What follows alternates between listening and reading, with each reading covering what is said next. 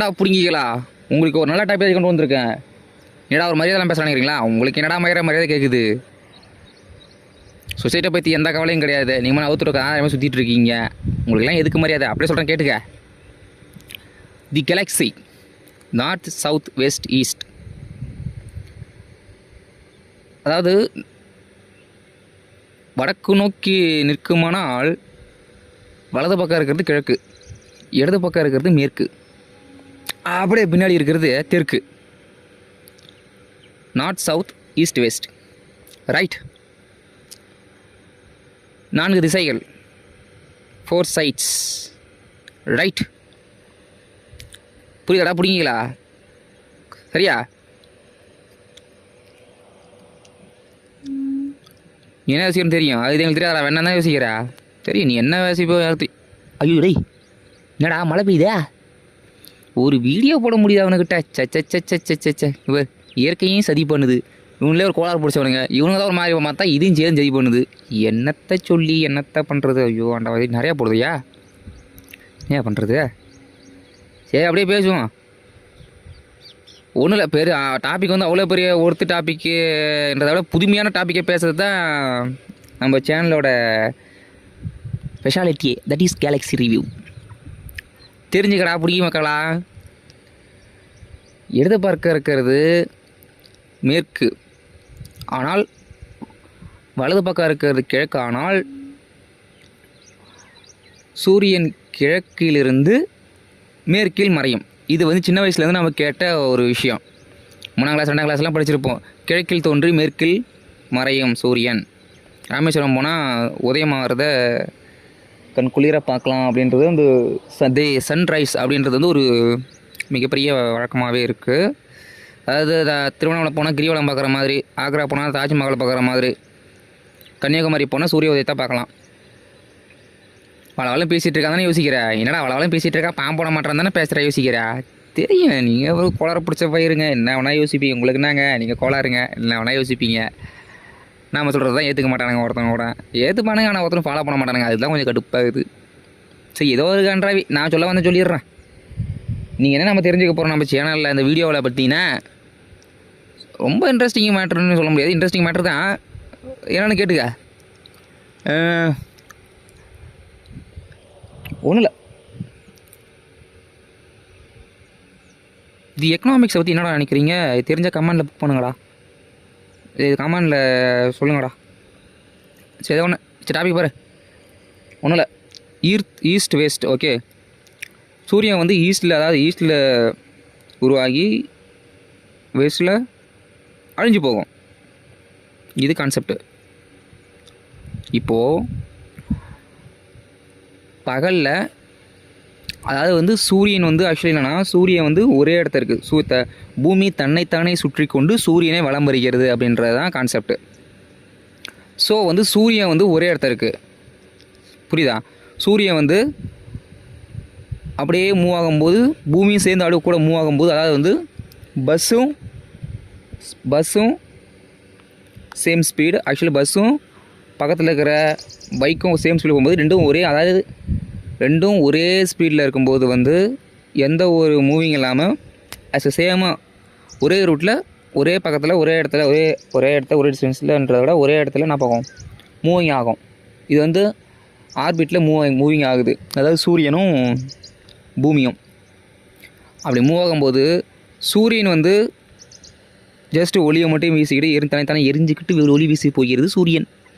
இப்போ பூமி வந்து சுற்றிக்கிட்டே இருக்குது அப்படிங்கும்போது சிம்பிள் விஷயம் பாரு. பூமி வந்து சுற்றுது.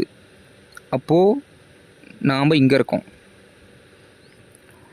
அதே வந்து சூரியனை நைட்டில் நம்ம பண்ணுவோம்,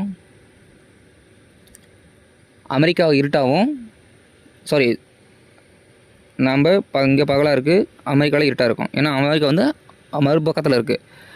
அமெரிக்காவில் இருட்டாக இருக்கும்போது இங்கே பகலாக இருக்கும், இங்கே பகலாக இருக்கும்போது அங்கே இருட்டாக இருக்கும். சரியா? அதான கான்செப்ட். இப்போ சூரியன் வந்து பூமி இருடா. நீங்கள் என்னடா சொல்லிகிட்டே இருக்கிறான், பேசிகிட்டே இருக்கிறான், பைத்தியக்காரன் தான் யோசிக்கிற. தெரியும் நீ என்ன வேணால் யோசிப்பா, உனக்கு என்னப்பா. சரி, நான் சொல்கிறேன் பாரு, உனக்கு தெளிவாக புரியணும்ல. அதுதானே பிரச்சனையாகவும் இருக்கும். கொஞ்சம் பொறு. என்னன்னா ஒன்றும் இல்லை, பிடிங்களா? சிம்பிள் தான். இப்போது இங்கே வந்து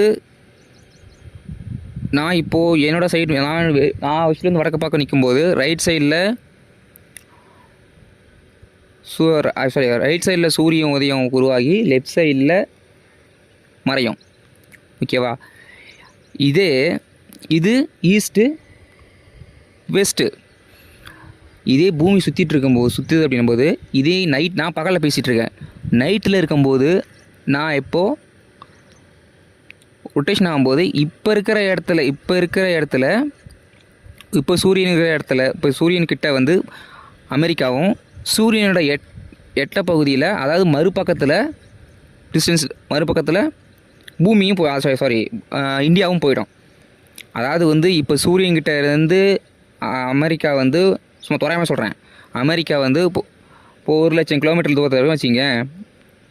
இப்போது இந்தியா ஒரு 50,00,000 கிலோமீட்டரில் இருக்குன்னு வச்சிங்க. 50,000 கிலோமீட்டரில் இருக்குன்னு வச்சிக்க. இப்போ இதே நைட்டில் என்ன ஆகும் அப்படின்னா இந்தியா 1,00,000 கிலோமீட்டர்லேயும் அமெரிக்கா 50,000 கிலோமீட்டர்லேயும் வந்திருக்கும். அப்போ நான் வந்து அமெரிக்காவோட அதாவது வந்து சூரியனோட வந்து திசையிலேருந்து மறுபக்கத்துக்கு போயிடுறேன். ஓகேவா? இப்போ 4 திசைகளை பார்க்க சொல்லும்போது சூரியன் என்ன பண்ணும், சுற்றி வரும்போது நான் இப்போ இருக்கிறது வந்து வடக்காக இருந்தால் ஒரு மதிய வாக்கில் எங்கே போவேன், மேற்குக்கு போவேன். அப்போது நான் இருக்கிற இடம் மதிய வாக்கில் மேற்கு. ஒரு சாயந்தர வாக்கில் எங்கே போவேன், தெற்குக்கு போவேன். அப்போ நான் இருக்கிற இடம் தெற்கில் இருந்து நைட்டு வாக்கில் நான் எங்கே போயிடுவேன், கிழக்குக்கு வந்துடுவேன். அப்போ நான் இருக்கிற இடம் கிழக்கு. அப்போ சைட்ஸுங்கிறது நம்ம மாறி மாறி போயிட்டுருக்குறோம். வட துருவம், தென் துருவம்,